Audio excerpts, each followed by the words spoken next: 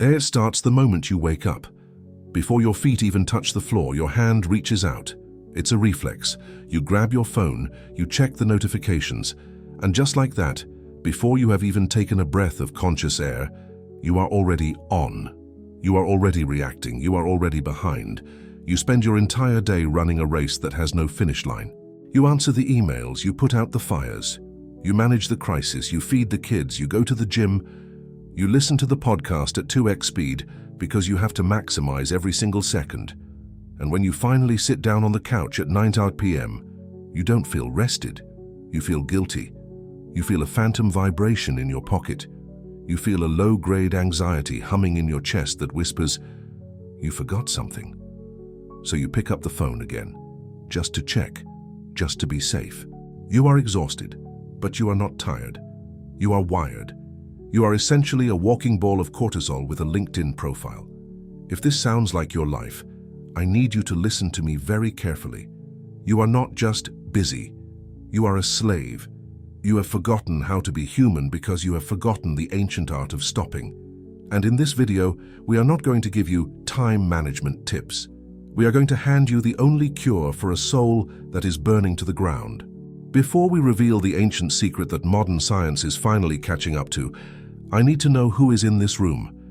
If you feel guilty when you do nothing, write, "I'm tired," in the comments. Let's be honest with each other. And if you are ready to break the chains of chronic exhaustion, subscribe right now. We are going to dismantle the culture of hustle and replace it with the culture of peace. The problem with most advice on burnout is that it treats the symptom, not the disease. You are told to take a day off, so you take a Saturday off. But what do you do on that Saturday? You run errands, you clean the garage, you go to Costco, you catch up on the laundry, you reply to personal emails, you scroll Instagram for 3 hours, which is just consuming other people's work. You are physically away from the office, but mentally, you are still processing data. You are still producing. You are still optimizing your life. That is not rest. That is just unpaid labor. And that is why you wake up on Sunday morning feeling just as drained as you did on Friday night. A day off and a Sabbath are two completely different physiological states, and your body knows the difference even if you don't. We have to look at the biology of why you can't stop. Your brain has a network called the default mode network, DMN. This is the part of your brain that activates when you are not focusing on a specific task. It is responsible for daydreaming, for processing emotions, for connecting the dots, for creativity. But in our modern world, we never let the DMN turn on. We are constantly in task-positive mode. We are constantly focusing on a screen, a problem, a text. We feed our brains a constant stream of dopamine and information from the moment we wake up until we pass out. This constant engagement keeps your body in a state of sympathetic dominance.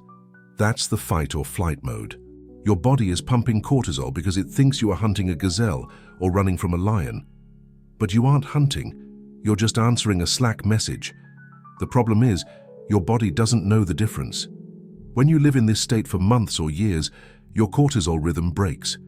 Normally, cortisol should be high in the morning to wake you up and low at night to let you sleep. But for you, your cortisol is flatlined.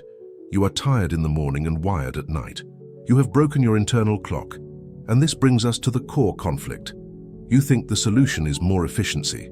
You think if you just get a better planner, if you just wake up at 4 a.m., if you just work harder, you will eventually get ahead, and then you can rest.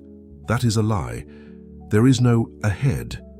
The finish line moves every time you cross it. The workload will expand to fill the time you give it. The only way to win this game is to stop playing it for 24 hours.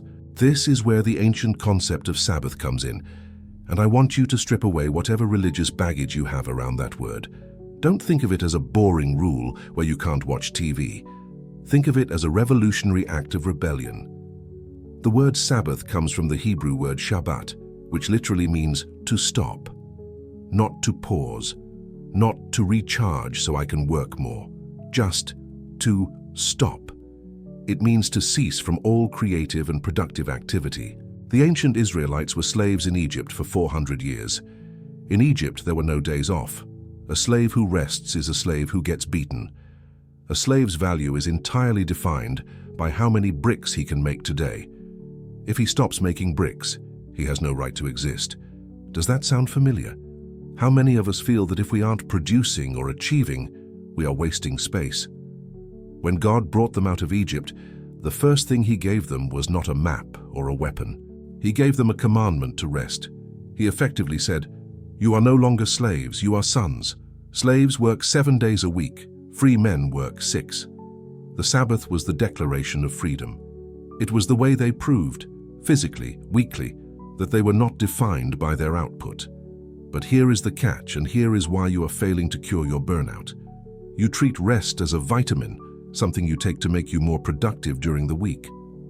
I'll rest so I can crush it on Monday. No. That is still slavery. That is still making the work the god. Sabbath is not a vitamin, it is a meal. You rest because you are human, not because you are a machine that needs maintenance. The conflict you are feeling, that itch to check your phone, that guilt when you sit still, is the Egypt inside of you. It is the internal slave driver screaming that you are falling behind. And until you learn to look that slave driver in the face and say, "I am not what I do," you will never, ever be rested. You will just be recharged for another round of slavery. We need to perform a radical surgery on your schedule. We need to introduce a hard stop, a boundary so thick that the world cannot cross it. In the next block, we are going to look at the neuroscience of the Digital Sabbath and exactly how to implement a 24-hour shutdown that will drop your cortisol levels faster than any medication. We are going to teach you how to be bored again and why boredom is the gateway to the peace you are desperate for. Now we arrive at the practical surgery. You understand that you are a slave to production, and you understand that your cortisol rhythm is broken. But understanding the problem doesn't fix it. If you try to enter a Sabbath rest right now without a strategy, you will fail. You will sit on your couch for 30 minutes. You will feel an overwhelming wave of restlessness. Your hand will twitch for the remote, and you will say, "I'm just not a chill person." You are not chill. You are an addict going through withdrawal. We have to talk about the elephant in the room, the phone. You cannot keep the Sabbath while connected to the internet, period. The internet is an infinite loop of unfinished tasks. It is a portal to the demands of the world. Every time you unlock your screen, you are inviting a billion strangers into your living room to scream at you, sell you things, or make you feel inadequate. You cannot rest in a room full of screaming strangers. So, the first rule of the ancient cure is the Digital Sabbath. This means for 24 hours, from sundown on Friday to sundown on Saturday, or whatever 24-hour block you choose, the phone is off. Not on Do Not Disturb, off, in a drawer, in another room. When you do this for the first time, you will experience what scientists call phantom vibration syndrome. You will feel your leg buzz even when the phone isn't there. You will feel a spike of panic. What if there's an emergency? Spoiler, if there is a real emergency, people will call your spouse or ring your doorbell or the police will come. 99.9% of emergencies are just emails that can wait. This panic is your brain screaming for its dopamine hit. Your brain has been conditioned to receive a reward, a like, a message, a news update, every 15 minutes. When you cut that supply, your brain throws a tantrum. This is the boredom threshold. Most people hit the boredom threshold at about hour 2 of the Sabbath. The house is quiet, the work is done, the phone is away, and suddenly you feel bored, uncomfortable. You feel the urge to clean the refrigerator or organize your tax returns. Here is the neuroscience secret. Boredom is not a defect, it is the gateway. When you push through that initial wall of boredom, something magical happens in the brain. The constant high-frequency beta waves, stress, focus, begin to slow down into alpha waves, relaxation, creativity. Your default mode network finally flickers to life. This is where you process emotions you've been repressing. This is where you remember who you actually are. You have to be bored enough to hear your own soul speak. If you numb the boredom with Netflix, you miss the healing. So, what do you actually do for 24 hours?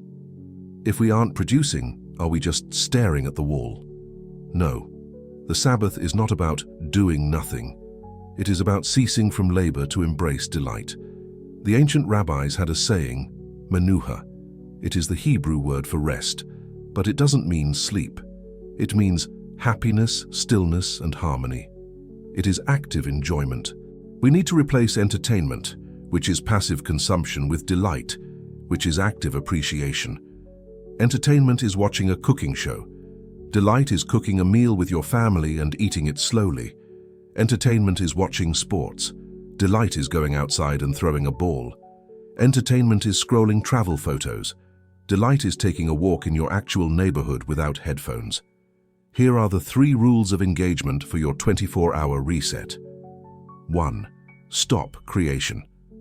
For 24 hours, you do not build anything. You do not fix the leaky faucet. You do not draft the email. You do not edit the video. You are recognizing that the world will keep spinning without your help. This breaks the arrogance that says, "I am essential." You are trusting God to hold the universe together while you take a nap. 2. Stop commerce. This is a game changer. For 24 hours, you do not buy anything. You don't go to the grocery store. You don't browse Amazon. You don't look at Zillow. Why? Because consumerism is a form of restlessness. We buy things because we feel incomplete. When you stop buying, you are forced to be content with what you have. You look around your house and say, "I have enough. I have food. I have clothes. I have shelter." Gratitude is the antidote to cortisol. You cannot be stressed and grateful at the same time. 3. Embrace communion. Sabbath is not solitude. It is connection. When you disconnect from the global hive mind, you can finally connect with the actual human beings in your house. Look at your children in the eyes. Have a conversation with your spouse that isn't about logistics or schedules. Eat food that tastes good. Drink wine that gladdens the heart. Sleep until your body wakes you up naturally. There is a biological reason for this. Positive social interaction releases oxytocin, the love hormone. Oxytocin literally scrubs cortisol out of your bloodstream. A long hug, a good laugh, a shared meal. These are not just nice things. They are biological weapons against burnout. Now, let's address the objection I know you have. I don't have time. I have kids. I have a startup. I have a second job. This sounds nice for privileged people, but I can't afford 24 hours. I hear you, but let me challenge you with a hard truth. You don't have time not to do this. The time you save by working 7 days a week is lost in the inefficiency of your burnout. You are working slower, making more mistakes, and losing your creativity because your battery is at 10%. When you practice Sabbath, you lose 14% of your week, 1 day out of 7. But the other 6 days become exponentially more productive because you are working from a place of rest, not a place of exhaustion. You are sharpening the axe instead of hacking away with a dull blade. Start small if you have to. Start with a Sabbath light from 6 p.m. Saturday to 6 p.m. Sunday, or even 12 hours. But the boundary must be absolute. No email, no work, no guilt. You need to buy an actual alarm clock so you don't use your phone to wake up. You need to print out your schedule for the next day so you don't have to check your calendar. You need to prep your meals beforehand. This is why the Jews cooked on Friday, the preparation day, so you aren't stressed about cooking. The goal is to create a sanctuary in time, a cathedral that you enter once a week where the rules of the hustle culture do not apply. Inside this cathedral, you are not an employee, a boss, or a brand. You are simply a human being, loved by God, existing for the sheer joy of existence. But there is one final layer to this. The Sabbath does more than just fix your biology. It confronts the deepest spiritual lie that is driving your exhaustion. It forces you to answer the question, who am I if I do nothing? And the answer to that question is what we will explore in the final block. Because once you stop running, you might be terrified of what you find in the silence, unless you know the secret of identity. We have fixed the schedule, we have turned off the phone, we have set the boundaries, but if we stop there, we have only applied a band-aid to a bullet wound. You can sit in a silent room for 24 hours and still be screaming on the inside if you don't address the spiritual root of your exhaustion. Why is it so terrifying to stop? Why does silence feel like an accusation? Because for most of us, our equation for life is my performance plus others' opinions, my value. When you stop performing, the equation breaks. You feel naked. You feel worthless. You are terrified that if you aren't useful, you don't matter. This is the orphan spirit. An orphan has to earn his keep. A son just eats at the table because he was born there. The Sabbath is the ultimate test of your theology. You can sing songs about how God is in control on Sunday morning, but your schedule proves who you really believe is in control. If you cannot stop working for one day, you are practically an atheist. You are declaring with your actions, God cannot handle the world without my help. If I stop spinning these plates, the universe will crash. Sabbath is the act of taking your hands off the steering wheel at 60 miles per hour and realizing the car doesn't crash because someone else is driving. It is an act of violent trust. It humbles you. It reminds you that you are not the Messiah. You are not the general manager of the universe. You are a creature. You are dust. And the world does just fine without you. That realization stings your ego, but it heals your soul. This brings us to the deepest secret of the Sabbath, the one that changes everything. We have to look at the ultimate Sabbath rest, the cross. On the sixth day, Friday, man was created. On the sixth day, Jesus was crucified. What were Jesus's final words on the cross? It is finished, tetelestai. He didn't say, I did my best. He didn't say, I hope this is enough. He said, it is finished. The work of redemption was complete. And what did Jesus do on the seventh day, the Saturday? He rested. He lay in the tomb. He observed the ultimate Sabbath rest, having finished the work of the Father. This changes the entire direction of our lives. In religion and in the world, you work hard to earn rest. You grind for 50 years so you can retire. You try to be a good person so you can get to heaven. It is work, rest, but the gospel reverses the arrow. Because Jesus said, it is finished, you start from a place of completion. You are already approved, you are already loved, you are already a son. So now you don't work for rest, you work from rest. Do you see the difference? It is massive. One is anxiety, the other is overflow. When you work from rest, you aren't trying to prove anything. You aren't trying to justify your existence. You are simply creating, serving, and loving out of the overflow of the energy God has given you. You work hard, yes, but you don't work frantically. You don't work with a spirit of slavery. The ancient secret to curing burnout immediately is this: you are not what you do. Your value was settled before you ever sent an email, and it will remain after you are too old to type.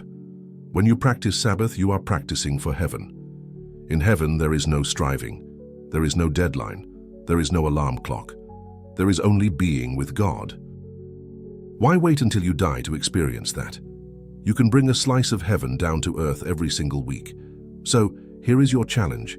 I want you to pick a day this week. Maybe it's Saturday. Maybe it's Sunday. Maybe, if you work retail, it's Tuesday. Mark it in your calendar in red ink. Tell your family. Tell your boss if you have to. Prepare for it like you are preparing for a war, because you are.